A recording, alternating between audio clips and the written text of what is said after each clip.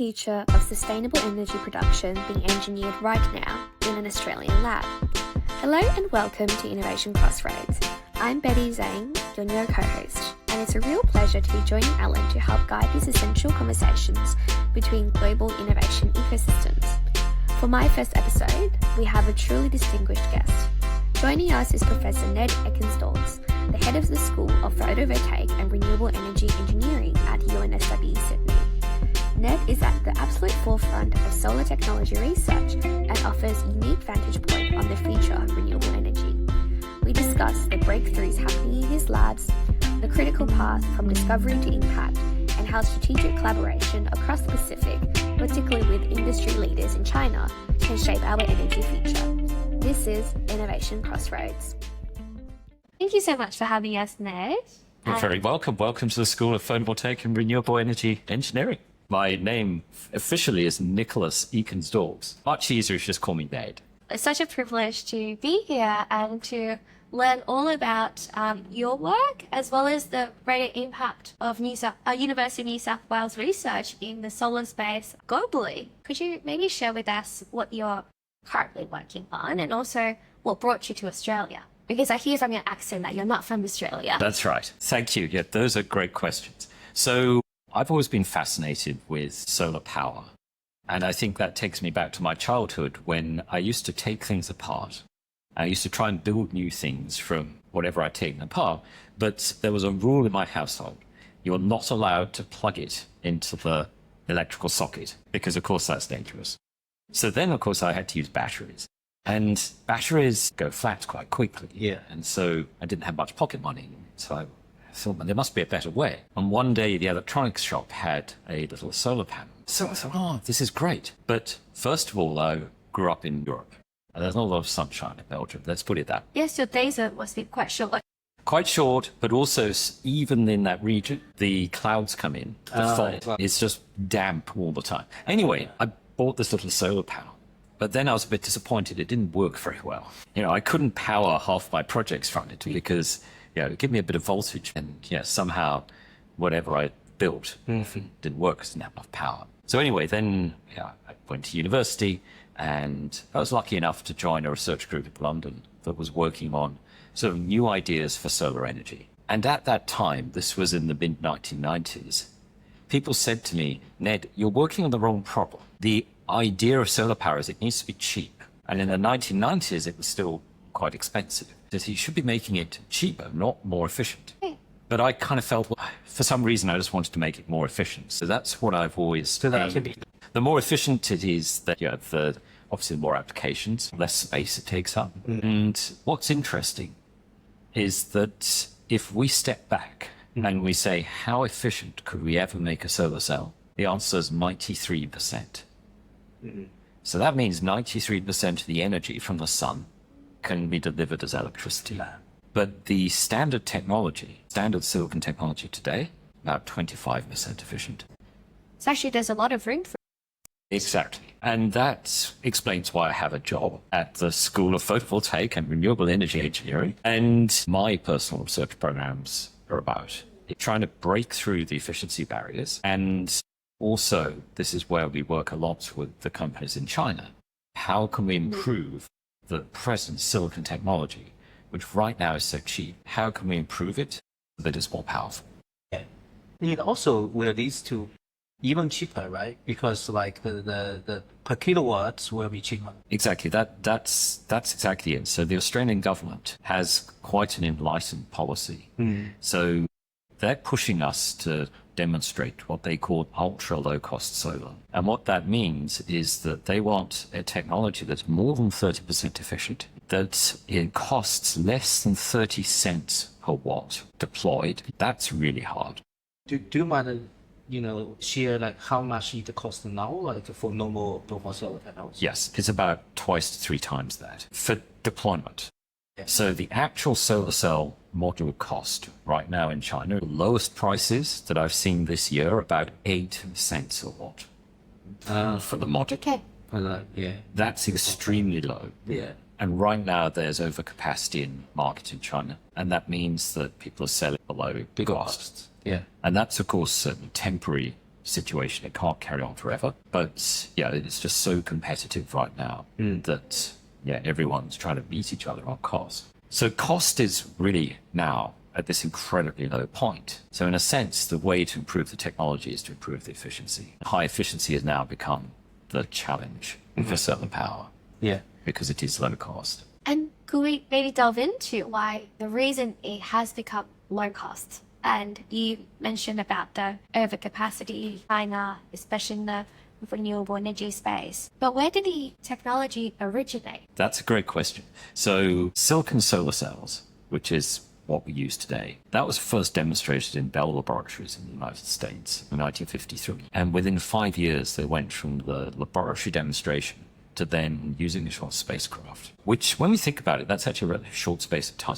If we think about tech transfer from, research lab demonstration to it actually being used, that's actually quite impressive. And particularly at that time, in the 1950s, there were no computers. You didn't even have pocket calculator. You had to do maths on paper orders. Yeah, that's pretty impressive. Then photovoltaics stayed in spacecraft for a long time.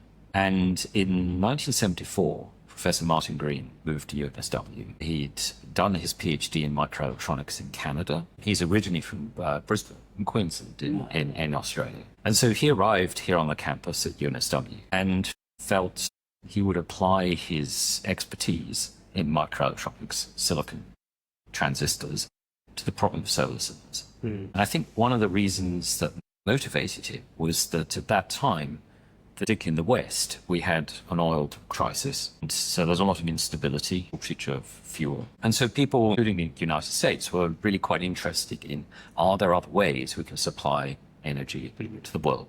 We weren't so interested in climate change at that point. I think people were largely unaware. But at that time, energy security was already a topical question. And it's, again, this year also very topical. That's right. That's right. And that's the fascinating story. So Martin Green started his research here 51 years ago. Last year, we celebrated 50 years of photovoltaics at UNSW. We had a huge party. And, so many of the alumni and famous students who've since become entrepreneurs, many of them set up some of the very big solar manufacturers. We've got such a strong link with China. And so the story, I think, is quite interesting because Martin Green's research group was really productive. Very quickly, they started demonstrating improved voltages, in particular, for the certain solar cell. And they invented, within about 15, 20 years of him starting his research here, most of the technologies that we now use. And so that was done on this campus. But of course, the price of the solar cells was still very high. And despite people trying, the Americans tried quite hard. They built some big solar power plants, megawatt scale power plants, which when you think it cost probably $50, $40 a watt, these are seriously expensive things to build. But some oil companies in the United States put some of their money into it, made these demonstration plants. Then, the cost was still too high. So Martin Green developed a new technology, I think something started with a P. Yes, PERC. And for PERC, what exactly they improve the original technology American developed? Good question. So when we make a silicon solar cell, we start with a wafer of silicon. And that's very similar to microelectronics. We just need this nice piece of silicon. And then the challenge in photovoltaics is to put metal onto the silicon so that we can carry the power out of the solar cell and get the metal onto the silicon without damaging the silicon. So almost all the innovation that have really been significant have been around what sounds like a simple problem. You need metal on silicon, obviously to get the power out, but just the act of putting metal onto silicon usually damages the silicon. So the very early solar cells, we just put metal onto silicon.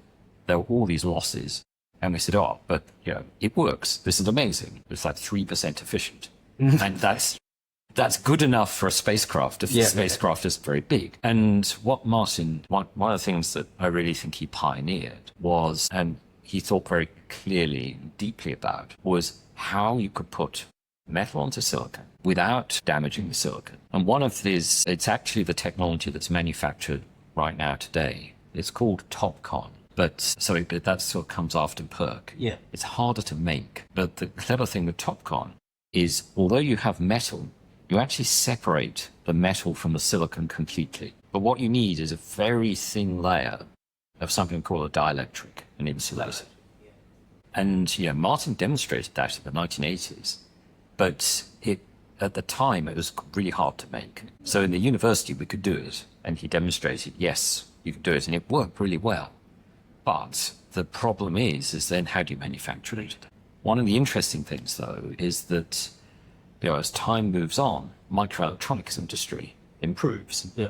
And then some of the techniques that we developed for microelectronics to make smaller and smaller transistors, we could then use to make this really thin layer, which then allowed the technology that Martin demonstrated here then to become manufactured. Sure. So PERC was really the first step from the standard solar cells, if you like, that people use from spacecraft. It still has a lot of metal on with silicon, but you've just said, I don't need to cover the whole of the back of the solar cell with metal. Yeah. I can just have metal in a few places and that's enough. And so that's a very manufacturable technology. So that was really one of the first UNSW technologies that really entered mainstream manufacturing in China. That's nice. I heard like 90% of the current technology actually is from That's right. the PERC, the technology. That's right. So people started building PERC production lines about 10, 15 years ago. Then it peaked about 2 years ago. Only 2 years though. Yeah. And now there's been this very rapid transition from PERC to what we now call TOPCon. But still the concepts Martin developed. That's right. So the concept of TOPCon, the name TOPCon goes to a German research institute, the Fraunhofer Institute for Solar Energy Systems. And they were the ones who really picked up the idea again and said, okay, guys, because we now have this really nice way of making this thin dielectric. So they sort of repopularized the idea. But when you look back, the first time anybody demonstrated what we call technically a tunnel contact, because you have this insulator. And so, the reason the reason it's called a tunnel contact is actually a quantum effect where the electrons go through an insulator. Normally an insulator blocks electrons.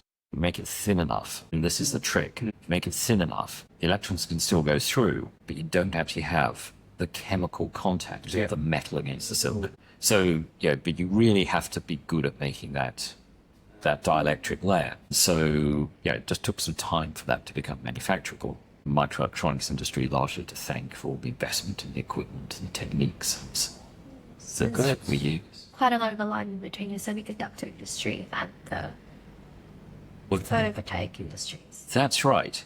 It's quite interesting when you look at the learning curves for different photovoltaic technologies. You're in the investment community, you'll be familiar with the idea of a learning curve, but briefly, the more we make of something, the cheaper it gets. And it's an empirical observation that if we plot on the scale of logarithmic cost and logarithmic production volume, we tend to get a straight line. And I'm not sure anyone's been able to explain to me why we should get a straight line, but typically if you look at things like cost of mobile phones or transistors or products where the more we make of them, the value of mass manufacturing compounds, then we tend to find we follow a learning curve. And then the question is, okay, how fast do we learn? Yeah. And what's interesting is with silicon, the learning rate is about 23%. The cost comes down to 23% for every doubling of production. And if we look at other technologies, other solar technologies, it's more like 12%.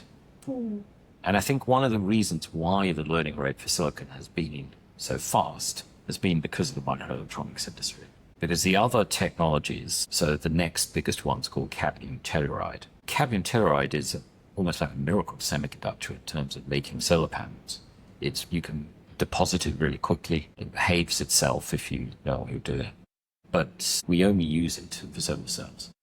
And in fact, it's an interesting technology in a way because we get cadmium as the byproduct of finding zinc. So we just have cadmium, but cadmium is not a nice element. Actually, the same problem arises with tellurium. Tellurium also arises as a byproduct. It's actually a very rare element. So you have both of these materials which aren't nice elements, but the argument for cadmium telluride is, okay, if you put it together, actually it's less toxic. I'm not going to volunteer to eat it for you, but it's a more stable compound. You can make solar cells out of it. Yeah. The one company that's successful at making cadmium telluride is called First Solar. It's an American company and arguably the most successful American PV company. they have a nice recycling. So for as long as that company is in existence, they can say, okay, we'll take the solar panels back at the end of life and we'll be responsible. The biggest problem with cadmium telluride is that there just isn't a lot of tellurium.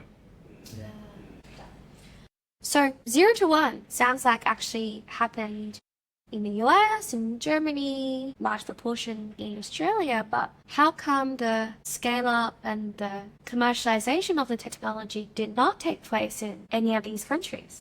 Lovely question. So I feel it's a little bit like an international relay race. So you could say the United States started with the original solar cell, and in the 1970s, they were quite active in trying to push solar power for energy security. Then, they had a government at the time, the Reagan administration, that wasn't so interested in solar panels. In fact, Reagan's predecessor, Jimmy Carter, put solar thermal panels on the roof of the White House, and Reagan took them off. So that tells you, something about the priorities of his administration. Then Japan picks up, because Japan was becoming strong in semiconductors. It seemed like good industry, and they too have energy constraints. And so Japan was pretty strong throughout the 1990s. Then in Germany, they established what became, I think, the most successful support mechanism. Because until about 15 years ago, photovoltaics needed some kind of support. Otherwise, it's just going to be too expensive. Yeah. Or at least the markets that you could access rationally was relatively small. So, spacecraft and maybe very remote locations where there's no grid electricity. But those aren't big markets. It's very interesting. Like the Reagan take that off. Yeah, we won't make the historical parallels to today, maybe. The history does repeat itself because actually Obama's administration put solar PV on the roof of the White House. Yeah. In a sense, what you can do is look with a satellite camera at the roof of the White House, and then you get an idea as to what the administration's priorities are. Are they still on there? I don't know. Hopefully not on the East. We could check after the show. I think internationally, the market for photovoltaics moved about. The Germans had this thing called the feed-in tariff, and that was the best way of offering, if you like, subsidy, but also releasing private capital into the system. Sure. So before, maybe it's worth just going back into the 1990s, before the feed-in tariff, sorts of subsidies that existed was, for example, the British had a not very ambitious 100 roof program that meant you could put up your hand and say, I would like the British government to help subsidize putting solar panels on my roof. And the British government said, okay, we'll do this for 100 demonstration projects. And the Germans were a bit more ambitious. They had 1,000 roof program. This sort of thing really doesn't make, it was in the 1990s. 1990s. So mid-1990s. And, only in the late 1980s, first domestic rooftop program was actually in Switzerland. There was a successful businessman called Marcus Real, and he put in an advert in a national newspaper saying, I want 333 solar pioneers, and we are going to be people who will put solar PV on our roofs. And he succeeded. And then when you added it up, it came to about 1 megawatt of distributed solar. That's pretty good. So these are wealthy people because the technology was expensive. But we were in that mindset of demonstration projects. So that's probably not for climate. That's still pilot scale. Yeah, very much. I mean, I would say we're a seed. You're doing it because you love it.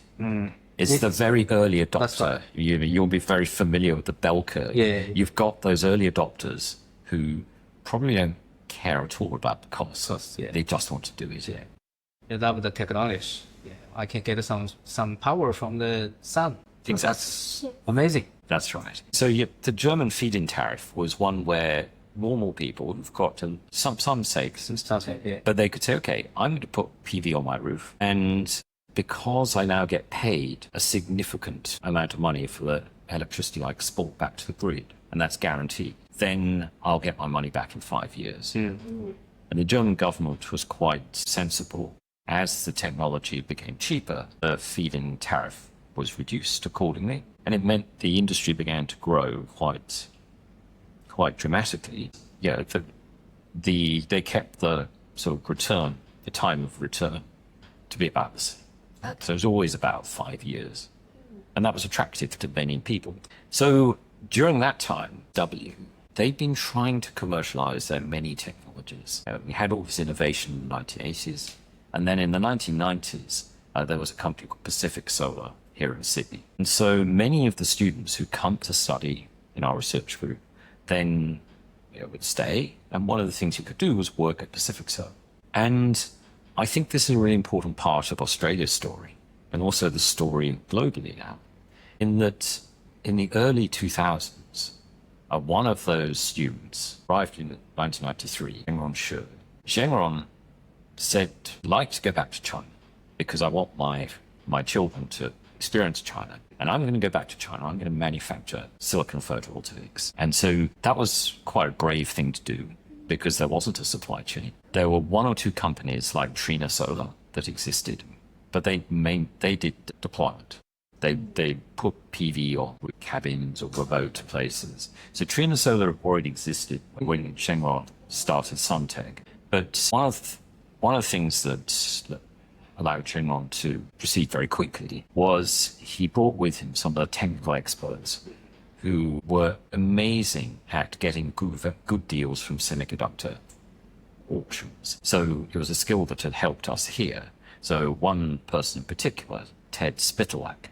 Ted was brilliant because he would go to these semiconductor auctions, recognize what equipment was good and what equipment wasn't, put in some bids, buy them and ship them over to Australia. That's what he did for a research group. But then he went with Zhengron and helped Zhengron set up the first production line in China. So there's a team of people led by Zhengron who came out of Pacific Solar and out of this university into this new SunTech, which was manufacturing the cells and the modules in China. Was Pacific commercially successful at the time? Like, what gave him the confidence to actually take this technology back to this new market to scale up? So Pacific Solar was actually trying to sort of leapfrog the silicon technology that we have today. So the silicon technology we have today, as we discussed, is this wafer of silicon that we then turn into a solar cell. And in the 90s, most people believed that the ultimate solar cell in terms of cost would be if you could take a sheet of glass, deposit the semiconductor onto the glass, and then you just have these glass or this metal foil, which would then be a solar panel. And so that was what Pacific Solar was doing. And so many of those ideas are still sort of ahead of their time, because what happened, and possibly this is because of the success of the feed-in tariff in Germany and then in other countries, was it locked in this wafer-based silicon technology, which we still have today. If we think about the learning curve, you have a technology, the silicon wafer-based technology, and actually I have an example of a silicon solar cell here. So this is a very classic wafer-based silicon solar cell. You can see it's a square wafer of silicon. You can see the metal contents on it. This is what we manufacture in huge quantities today. It's also what UNSW innovated on in the 1980s. But Pacific Solar's dream was that this piece of glass would be the whole solar cell. You could make the glass into the solar panel. Instead of having these squares of silicon that then you laminate between glass, the glass almost becomes the solar panel. So they are experimenting some new technologies, new approach. That's right. And that's still, there's a lot of research into technologies like that. But if we come back to the learning curve, what happened was because the feed-in tariff was successful, when this, what we call wafer-based silicon technology was in manufacturing, then, of course, more people buy this technology, the price goes down. And it makes it harder and harder and harder for people who've got innovative technologies, but which aren't at scale. Like the three of us could decide, okay, we've on my computer over there, maybe there's some IP, and we could say, right, we're going to start a factory. And that IP could be amazing. But the trouble is that to be competitive in manufacturing, we have to manufacture what would be 10, 20 gigawatts a year of capacity. And we just won't have that because we'll be starting from zero or some sort of research demonstration. This technology really got locked in. So Pacific Solar's actual idea of silicon on glass was not commercially successful. But Zhengron took what was known at UNSW very well about how we can make these sort of wafer-based silicon technologies and started SunTech. And their first line, as I say, they built at the lowest cost they could. So successful. And the lovely thing then was that the Americans invested in SunTech. So the next expansion of SunTech, they floated on New York Stock Exchange. They got a lot of investment. Yeah. And then, they very quickly became the largest manufacturer of solar panels in the world. So it's a very global story. It is. It is. One of the things that I'd like to emphasize is that Australia's played this extraordinary role in developing the solar photovoltaic industry. And it's through innovation, but it's also through giving people the opportunity. So you come and you learn the technical things. But I also think the Pacific Solar story is so important, because if you only have professors in their office and they write patents and they say, I have IP, and you have on the other side industry that's manufacturing, there's often too much of a gap. And what Pacific Solar did was it gave the researchers the opportunity to try to commercialize something, even though that something was ahead of its time, and frankly still ahead of its time. It was still manufacture crystalline silicon photovoltaics, but that gave them the commercial experience. Yeah.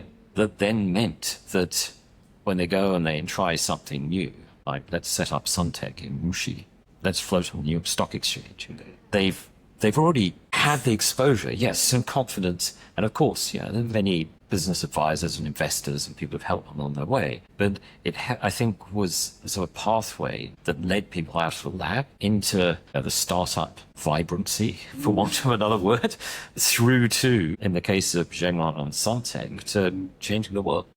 It's definitely inspired him. Yeah. And I'm sure it then inspired many others. That's right. The patent that Zhengrong set meant that other companies like JA Solar followed very quickly. And the nice thing is that the founders of JA Solar, actually some of them came from Pacific Solar as well. Oh, great. And the A in JA stands for Australia. Oh, and J is not for Japan. Yes, so JA, we've got a good relationship with them. They have a research center here on our campus. We work with all the big PV companies, and many of our students have senior positions, usually in the R&D teams in the solar PV industry. So this is one of the reasons why I visit China often, is because I've got this project to improve the efficiency of a silicon solar cell above 30%. And you can imagine that's not easy. Present manufacturing efficiency about 25, 26%. But if our technology works well, then it's something they can adopt and push it. I think, Alan, this actually really speaks to the thesis of more broadly across multiple technologies that we're trying to do at Boson Ventures, is that because of the industry connection at UNSW with the PV sector, actually then that feeds back into innovation and research and spin-outs that can actually is really industry guided on what does industry want. And maybe you can sort of share more about how we see this feedback loop in the Australian ecosystem. Maybe they are trying to improve it for other sectors through the connection with China, some of the more end industries coming into Australia and giving us a lens on how we are picking and influencing our decisions. Yeah, definitely. I guess for Boson Ventures, what we see is Australia have an excellent technology research outcome. For example, the multi-greens one. Right? However, I guess because there's no industry here, that kind of feedback loop doesn't exist. So what we try to do is try to link the researcher here to the industry in China. I think in the solar space, the school already done a great job. Yep. However, I guess in lots of other industries, other schools, the linkage is not there, or it's not obvious. So we try to bridge that gap. Yes. Yeah. Like in the healthcare, in the biotech, medtech, and also other new material areas.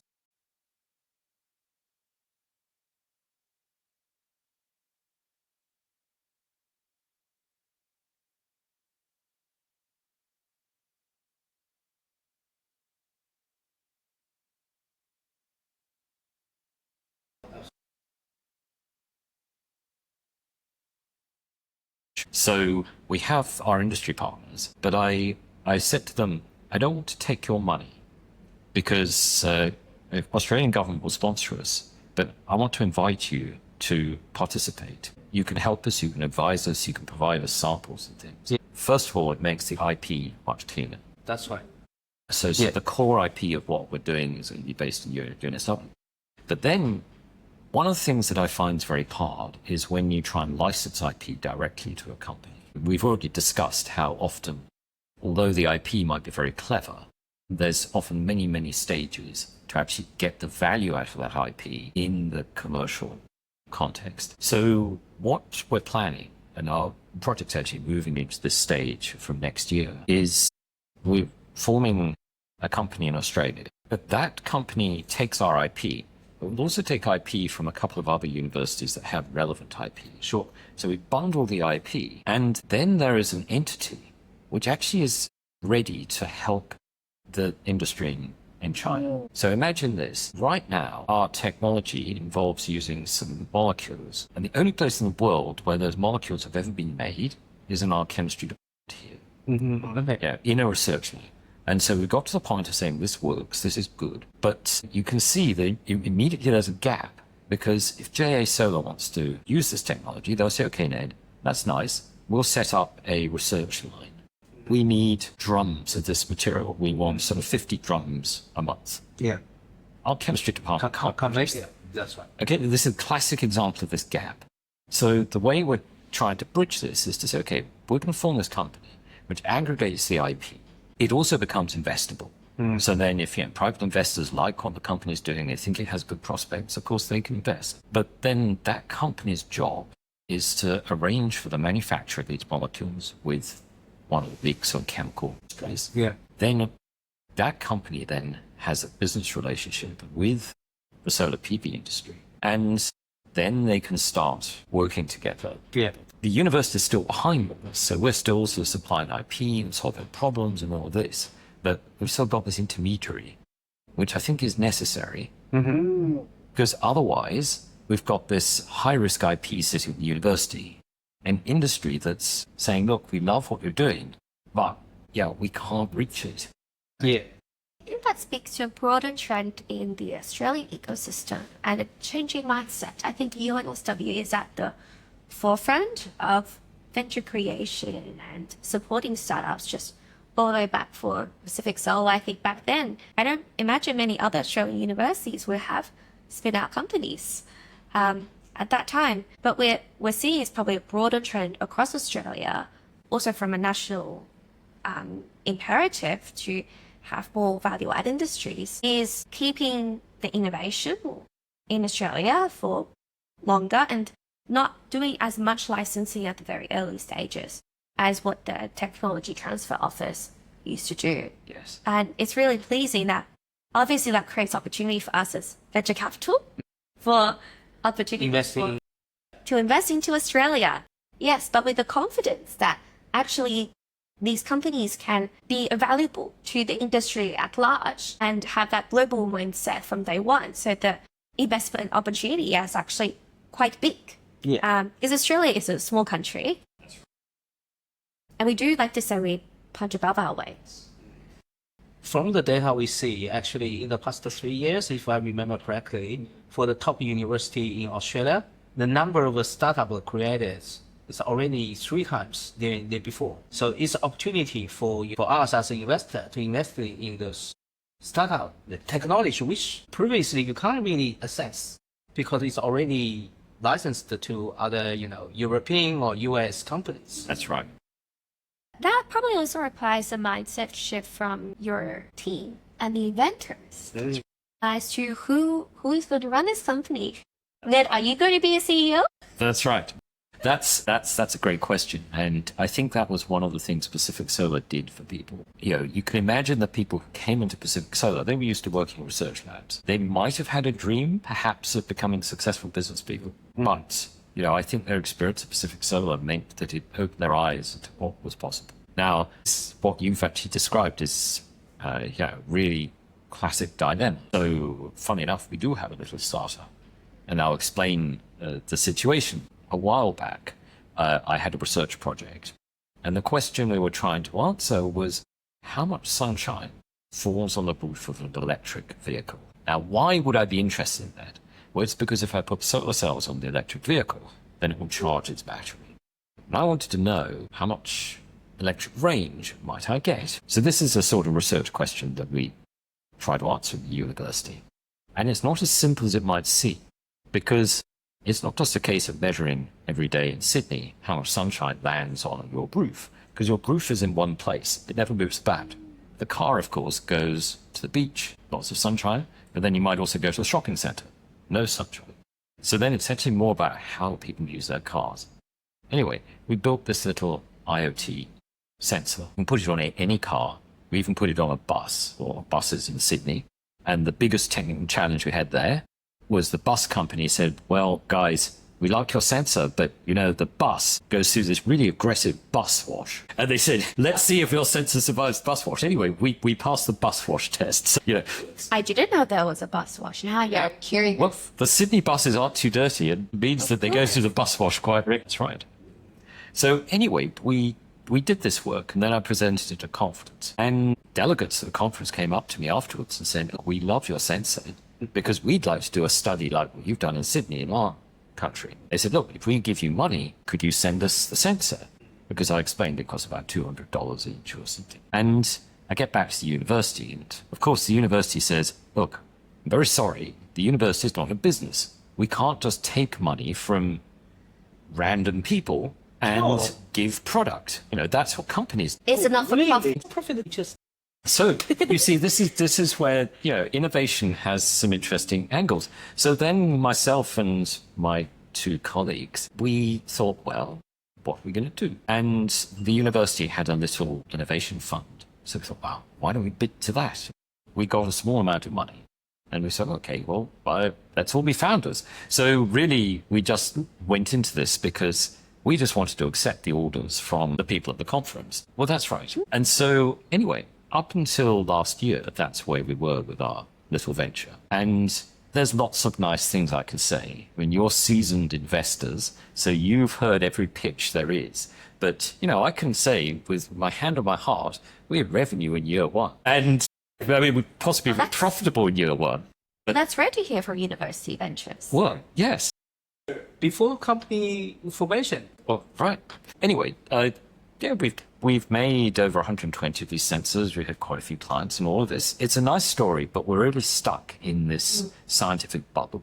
There's very few people in this world who really want to measure how much sunshine lands on the roof of motor cars.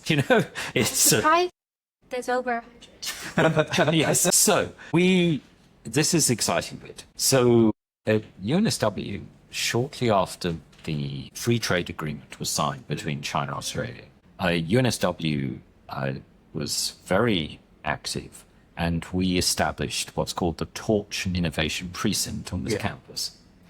And that's unique. Torch is a sort of innovation scheme that exists in China. It's there to sort of help incubate technologies that might come out of a university and help them into, obviously, the commercial sector. And there's over 120 of these precincts in China. The only one outside of China is here on our campus here at Sydney. So that's really an exciting opportunity for us. And so last year we were very, very lucky. We won some funding that allows us to take our sensor and manufacture it at sort of prototype scale in China. So we have a little incubation facility in Yixing, Jiangsu province. Okay. And we have staff there, and they're helping us get the sensor ready for manufacture. The reason we're doing this is because we understand solar energy, of course, and what we built was just this IoT device that senses things. It's completely solar powered, it has wireless transmission of data. So it's really easy. You just put it at it. So long as there's sunshine, it works. And so we figured, okay, well, we understand solar power. So when you're building a big solar power plant, the first thing you might want to know is how much sunshine really lands on in this area. You can look at historical data, you can look at satellite data. There's some uncertainties with that, but our sensors are so cheap. Just put them on the ground, leave them there for 6 months, and you get a pretty good idea. Then when you've built your power plant, you can use them to see how well the power plant's working. You've got all these reference points. And the last thing that you can do with our sensors, because they're so cheap, so plenty of other people make solar rating sensors. They've used them for meteorological stations for ages. They cost like $5,000. It's really expensive. And it's because they've never needed to reduce the cost. But in our research project, we just said, all we need to do is get an estimate. It doesn't need to be super high precision. And so the interesting thing then is we've got this technology really cheap. And then for forecasting, again, it's so simple. You've got the solar power plant. You want to know, you have to explain to the grid operator with 15-minute precision. Okay, in 15 minutes, our power's going to go down, some clouds are coming. So you could look at the satellite images, lots of clever ways of doing this. Our opinion is, well, our sensors are so cheap and they're wireless and they're autonomous. Just put them 20 kilometers radius around the solar power plant. Yeah. Then you just get advanced, and then you can do an arbitrage. Exactly. It helps you because if you've got more information, then you effectively reduce the risk. So when I'm in my sort of pitch mode, it's the value of what we're doing here with this company, this technology, is we're reducing the risk. Risk before you construct your plant, the risk when you're operating it, and the risk of getting fined by the network operator for giving inaccurate forecasts. So in that way, I find that this is very interesting. So you have the technology first, and then you try to. Just not your original intent was not for forecast. Oh. And you discover this kind of customer. So I think that's the most important, process of translation. You should find the users who actually will be benefited from. How did you find it? Because oftentimes in VC, there's technology push, which is sort of the label we place on a lot of research ventures from universities, and market pull. And maybe there's a preference from investors to actually look at technologies which have market pull. But this is an instance where you've gone from technology push to then discovering a market. I'm very curious as to how you found that market and what does market pull look like? Well, look, that great question. And we spent quite a lot of time thinking about this. And right now, our little team is still the 3 founding academics. We've just done our best. I think we're probably fixated on solar. One of the things that I know from talking with seasoned investors who run sort of entrepreneurship training courses is that often when you come across a bunch of academics who've invented something, the academics often have a very narrow view of what the value of their thing is because they've invented it for a particular purpose. And you could say, I think I would admit to this, that in the early days we were really trying to find how on earth could you make money from data of sunlight that falls on vehicles. And you can come up with all sorts of not very convincing business models where maybe in the future, if every electric car has a solar panel, then the data is useful because then the sat-nav could send you on a sunnier route that has fewer trees. But you're laughing rightly because, frankly, you're not going to invest in that. But if you see that we're able to reduce a pain point that exists somewhere in the industry, and we just happen to have something which can be relatively easily adapted to that, then of course we've got a good match. And I'd love to learn about. So you mentioned that your sensor when first built was around $200, which is already much cheaper than the $5,000 sensors. I'm curious, what does it cost now to make in China? Yeah, much less. Much less, but maybe you can't tell me because then that eats into your margins. Well, no. So the costs, of course, will really depend on scale, and that's the interesting question. Is if every power plant in China were to use this, then of course the costs would drop enormously. So in a sense, the costs really depend on how successful commercially this is. And that's actually coming back to your point of, academics and, am I going to leave my job? I think Zhenglong's a really unusual person because he sort of grew up in the academic world, but then turned out to be an amazing businessman. Just because you're a professor doesn't mean you're going to be really well suited to being CEO. So I think the interesting question for our company is, I think technically we're doing really well, and thanks to the torch sort of bridge Yeah. into the Chinese manufacturing ecosystem. And yet we have a potential to reduce the costs. But then the next step will be building a really great team in China who sort of share our passion, who recognize the opportunities and can navigate the, quite complicated sort of business decisions you need to make as you're scaling a company. And I think a professor sat at a desk is probably not the best person suited for that. Well, the amazing thing is if you're looking to build a team in China, you have lots of alumni from UNSW who are very passionate about solar. That was amazing. How many students and alumni do you have in your WeChat group again? Yes, so this is an amazing thing. So we've had more than 1,000 students from China come through our school, either in our undergraduate, our masters, or our postgraduate. Only the school. Only the school. And so we obviously want to stay in touch with them. So we have a WeChat.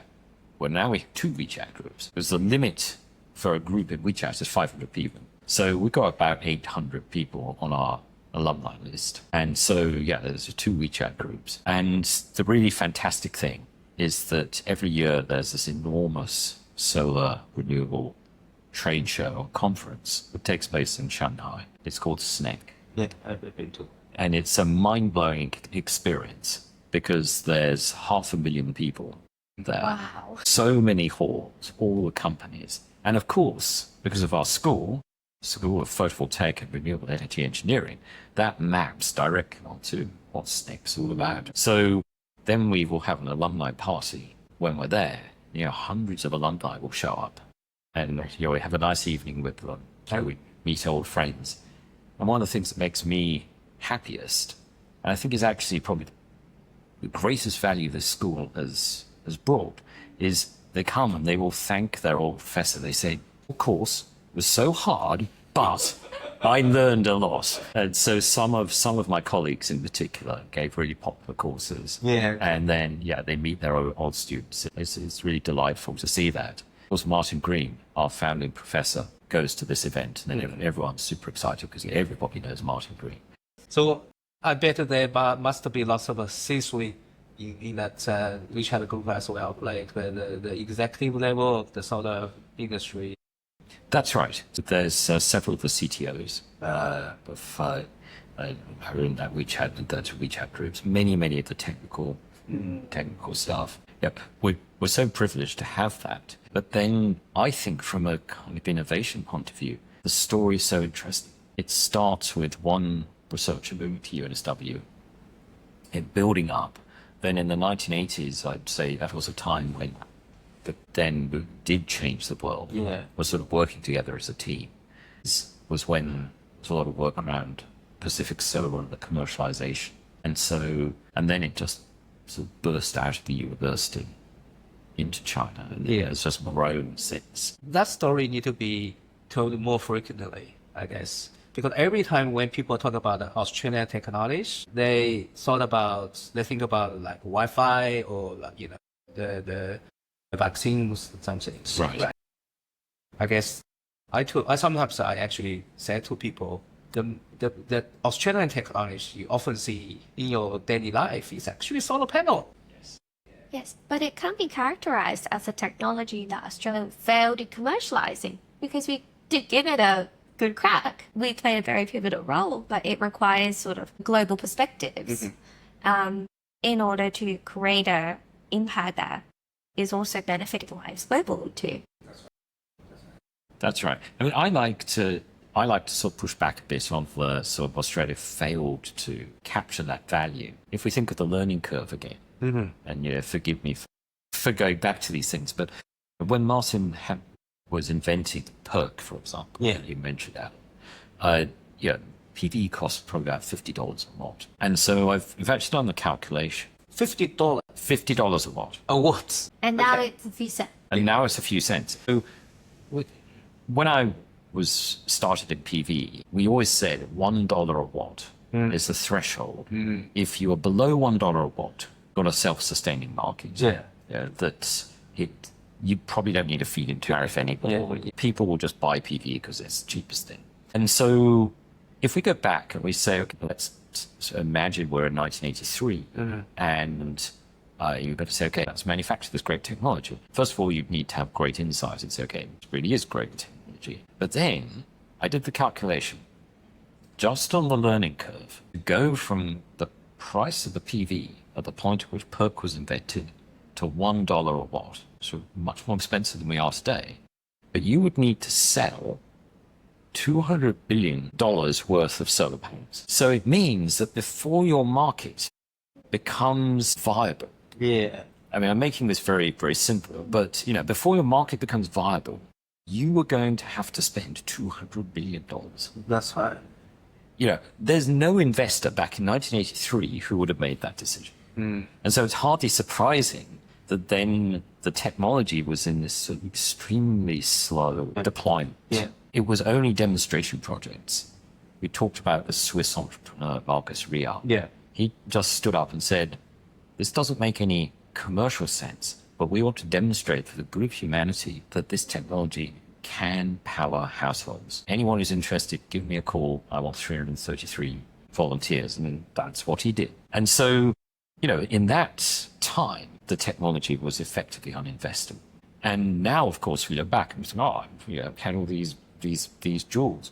But in a way, I think the Australian story is magnificent because there was this innovation at the university. And I think what we don't say enough is the attempts at commercialization, which in terms of the actual Australian companies, no, but the people who got trained and were inspired went on to change the world.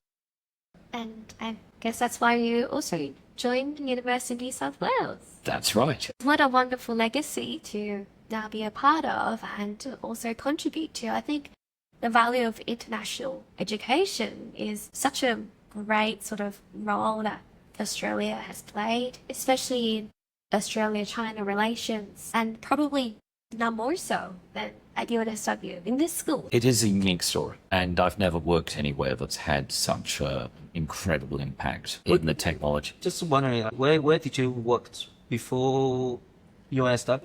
So I did my graduate studies at Imperial College in London, and that was in the time, well, it was the mid-1990s.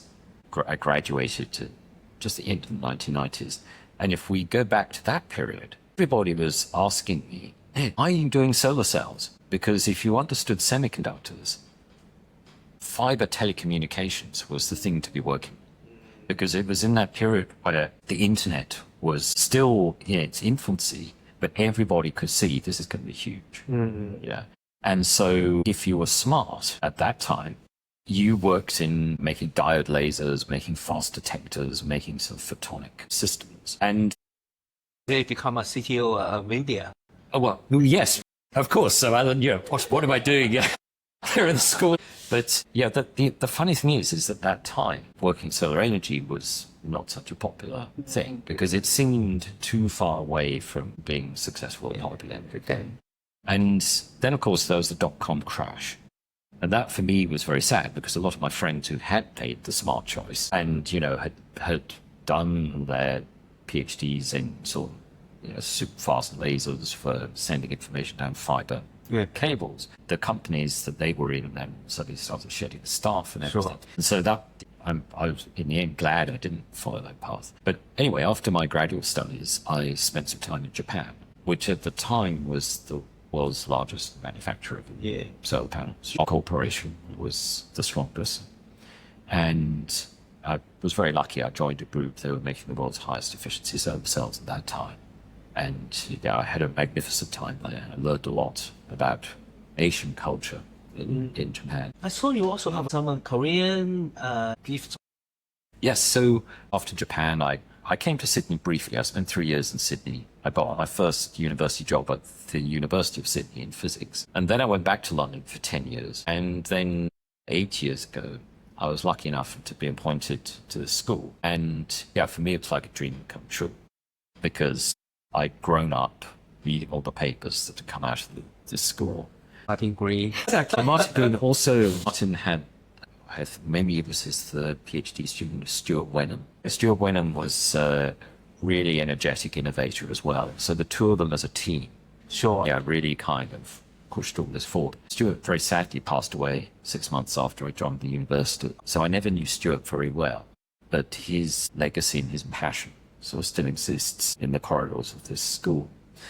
And I think the thing that for me it really excited me when I moved here was in London, we could do lots of detailed work, but we couldn't. We were always having to work with other people. Whereas here, one day I'd love to take you around our labs. We do a tour of the labs, because here we can go from wafer to module, end to end. And we've got a new training course. Just in this building. This building, yes, but actually we have another building that's designed for larger scale production. So we have to go 2 buildings. Depending how many solar cells you want to make, you either do it at this building and then you make sort of one at a time. Up the hill, we have what we call the Solar Industrial Research Facility, which is designed for larger volume for working with companies. So I expect UNSW will also be a key contributor to the future made in Australia. Well, that's what we're aiming for. So as part of that, we've got the Future Made in Australia, which is the government's ambition for sort of trying to capture a bit more value from the activities that take place here. We've also got the Solar Sunshot program, which has put $1 billion on the table saying we would like to manufacture PV in Australia. And then it's up to companies to come and decide, okay, does this make sense? Do we want to invest? But here at the School of Photovoltaic and Renewable Energy Engineering, our job is, of course, to make sure that people for these industries exist. Of course. And so one of the things we've started doing is having very deliberate training for students. And indeed yourselves, we've trimmed it down. It now takes 4 days to take somebody from wafer to this. Ah. So if you can spare 4 days of your time, you can come and join us, and we'll take you through the process, and then you get to go home with one of these. And future job security. That's right. And someone said like many what do they call in America, like bring the manufacturer back to America? Yeah. So one of the things people say the American actually lack is not the capital or technology or whatever, is actually the skilled worker. The process knowledge. Yeah, process knowledge. Yes. Right. Yeah. That's right. And to be honest, process knowledge for photovoltaic manufacturing, I think, is increasingly in China. But one of the things I'd love to show you is what it looks like inside a solar panel manufacturing facility.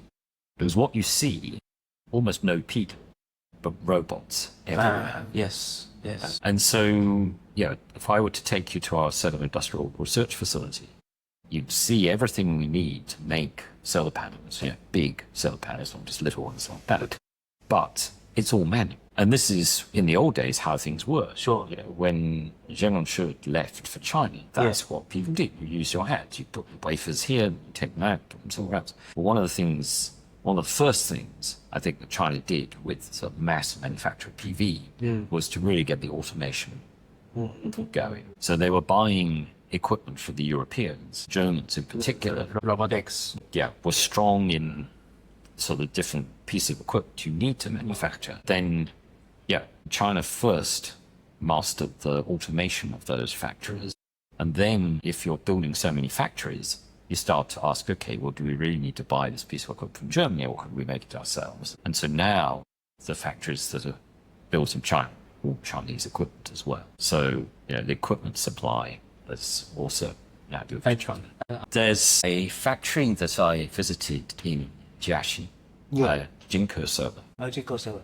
And there is all automated. The cell manufacturer is automated. Yeah. But towards the end, when you've got a panel, it goes into a test machine. And it's a technique, actually, that we developed at UNSW, where we take a picture of the module, but when we're putting power into it.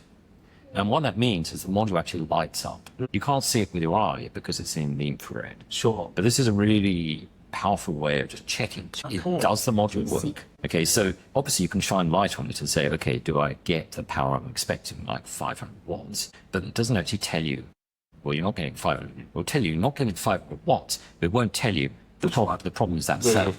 So anyway, this technique allows you to say, okay, well, that cell's dead. And so one of the few manual steps I saw there, and I stayed there for about 10 minutes because there were these ladies there working and they were so skillful. Their job was to take the modules, or the robot would deliver the module which had a problem. Look at the screen, a little bit like how a dentist looks at your x-ray. And you know that look which the dentist says, yes. And then they had this little belt of tools and they would cut out that cell, get another one, and then by hand, very skillfully repair, and then send it back into the system, and the robot would check to see if the quality was good. And if the quality was good, then they never saw the module again. And if it wasn't, then it would have to come back. But the reason I stayed there for 10 minutes was these people were so skilled, because I could see from the pic, because I was just being monitored, which showed what they could see with this quality control. Yeah. And I thought, oh, well, that's a different fault than what they had last time. And then they'd use some different tools and they would do something different. I thought, these folks are really smart. And they're so good with their hands too. Wow. What they're doing is so precise. Absolutely. I understand what they're doing, but these hands can't do it. Yeah. Math takes longer than 4 days to teach. Well, yes. And, I guess I admired them because it's sort of part of the manufacturing that perhaps we overlook. Solar panel factories in Australia won't need that many workers then. That's right. That's one of the interesting things, perhaps around manufacturing in Australia in general, is that, with our school here gearing up to train people for photovoltaics so they understand the technology, they understand the quality control. And I think there are going to be plenty of people going to be required for that. Just the company SunDrive has hired a few of our people, and that already makes a hole in the school. So, we have to keep training people to fill whenever companies hire our people.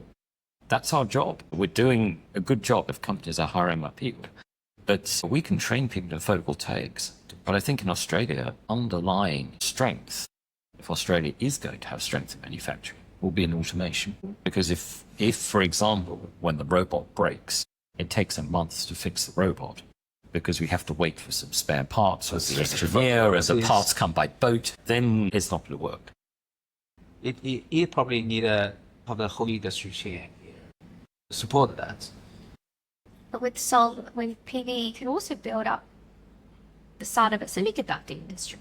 That's right. And that's, I think, one of the interesting things is that if we were to start manufacturing solar PV here, I think it's never going to be as cheap as in China.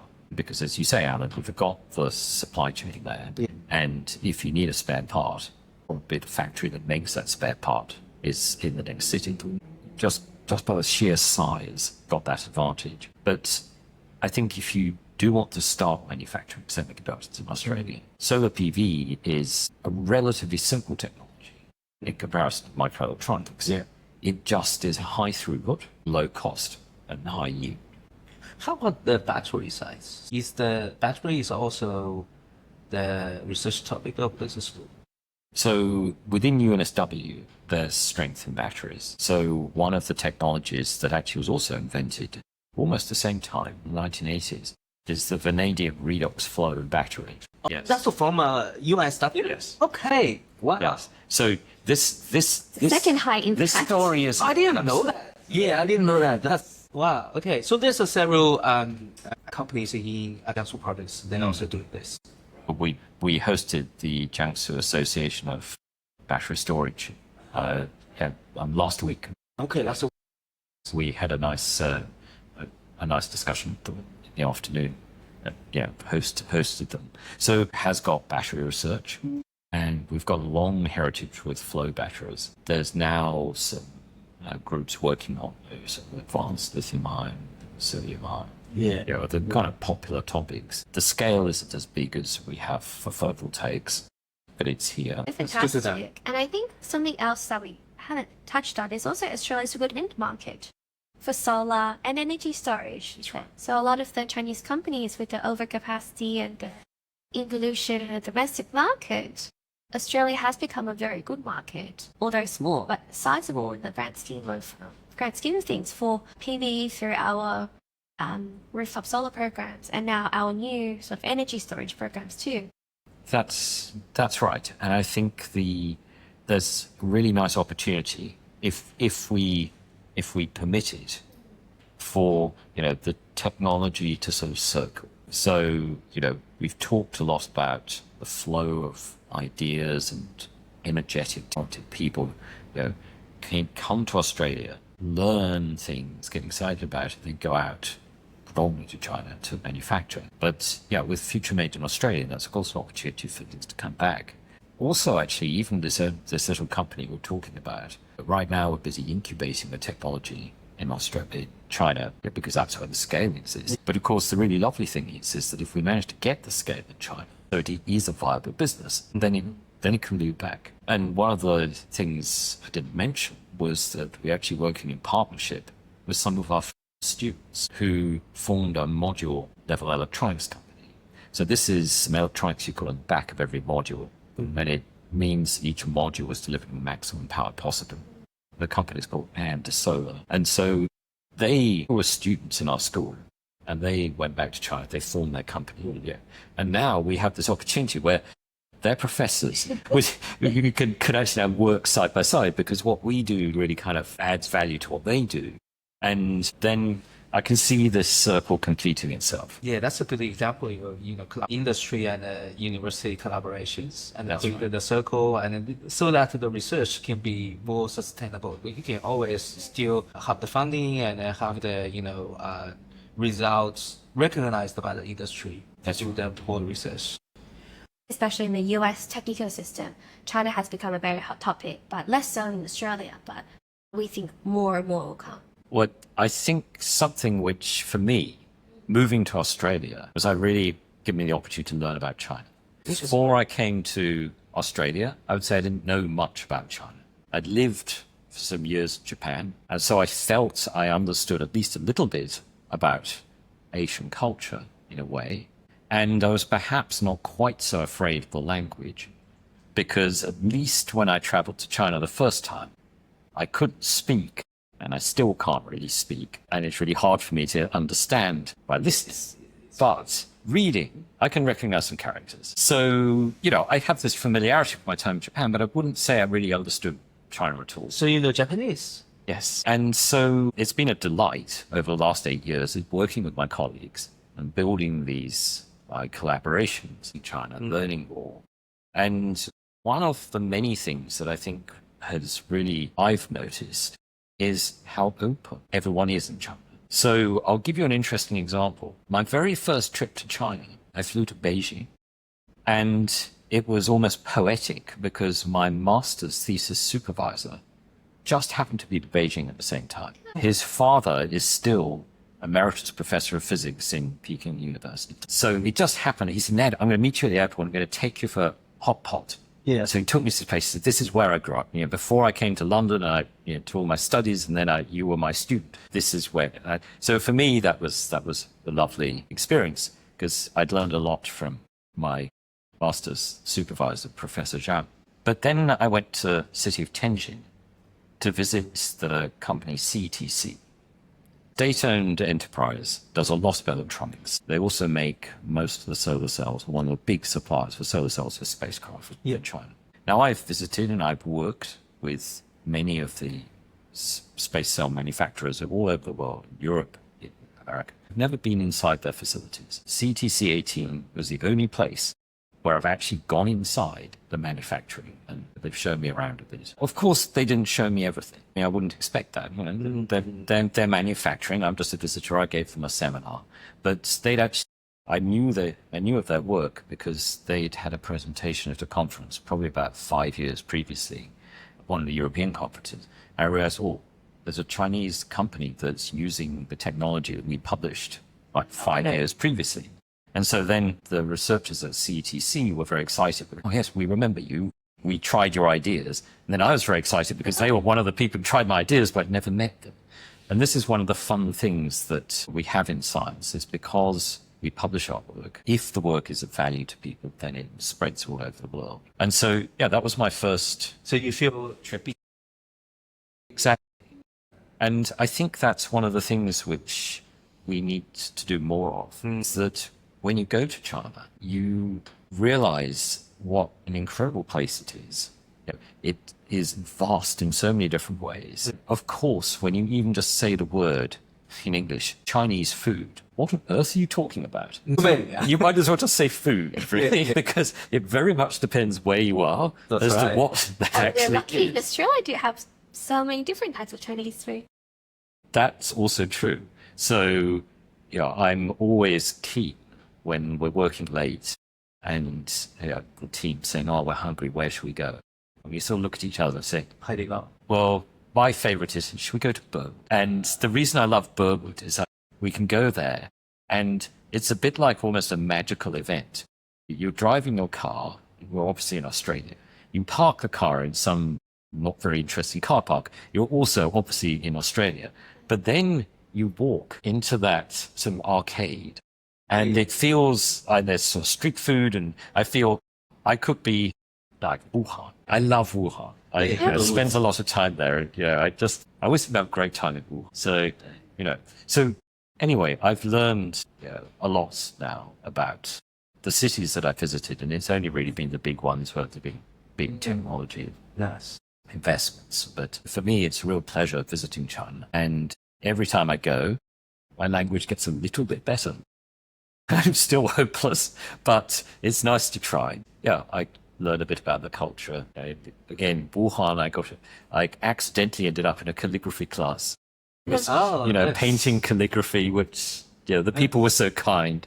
The random foreigner turned up. I couldn't speak Chinese very well.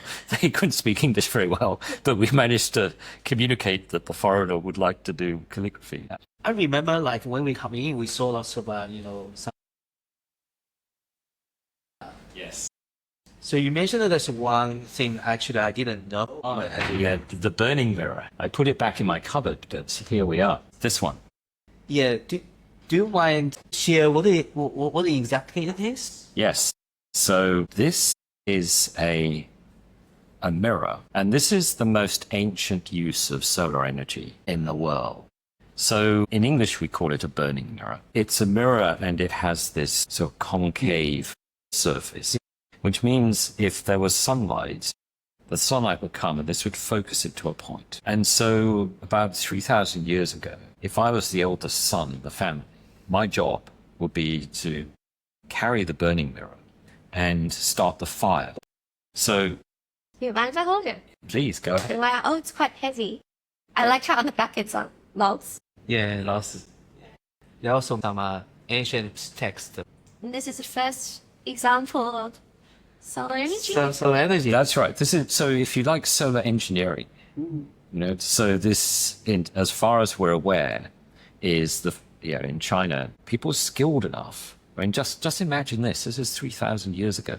People were skilled enough to make a polished metal surface that was good enough to make sure the focus actually on one point. That's right. Yeah. Sure. Like if you were to take me into the mountains and say, Ned, we need to light a fire and we need to make one of these. You actually have to be quite sophisticated to just begin to make metal like this. And so this is a replica of a burning mirror that exists in the Shanghai Museum. There's a real one. That still exists. I've never seen it with my own eyes, but I really want to one day. Check out as well. Yes. So Professor Shen Hui from the Yangtze Institute of Solar Technology has been very active in exploring the history of solar energy, particularly the Chinese cultural aspects. So it was he who decided, I'm going to make these replica mirrors. Professor Shen Hui actually, this is like a kit. You've got some little wooden sticks here, and so you can set fire to the wooden sticks. And he has a video project where he asks people all over the world to use the burning mirror.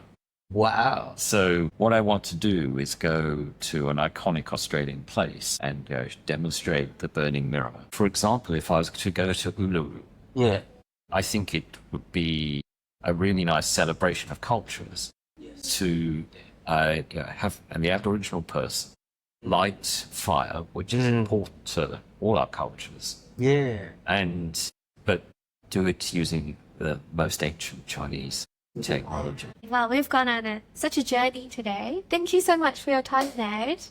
Alan, do you have any sort of reflections? I think that this the conversation with Nate really emphasized actually kind of our success, investment success. You need to really work with the industry for any researchers. So that closed loop created will amplify everything from the lab to the industry and even the house.